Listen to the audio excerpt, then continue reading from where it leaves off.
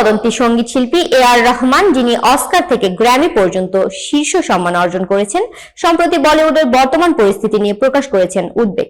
তিনি বলেন, ইন্ডাস্ট্রির ক্ষমতার চাবিকাঠি এখন এমন মানুষদের হাতে যাদের সঙ্গে সৃজনশীলতার কোনো সম্পর্ক নেই। গত 8 বছরে হিন্দি সিনেমার জগৎ আমূল বদলে গেছে। রহমানের মতে, সুরকার বা সঙ্গীত পরিচালকরা স্বাধীনভাবে গান তৈরি করতে পারছেন না।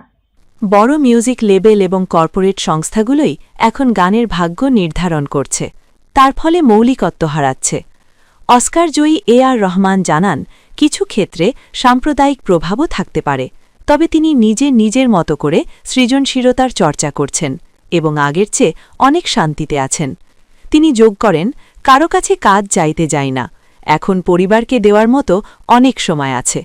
বলিউডের বর্তমান প্রেক্ষাপটে এই ধরনের মন্তব্য প্রমাণ করছে শিল্পী স্বাধীনতার জন্য কতটা চ্যালেঞ্জের মুখোমুখি। রহমানের অভিজ্ঞতা আমাদের স্মরণ করিয়ে দিচ্ছে, সৃজনশীলতা শুধু শিল্প নয়, এটি শিল্পীর জীবনের আত্মা।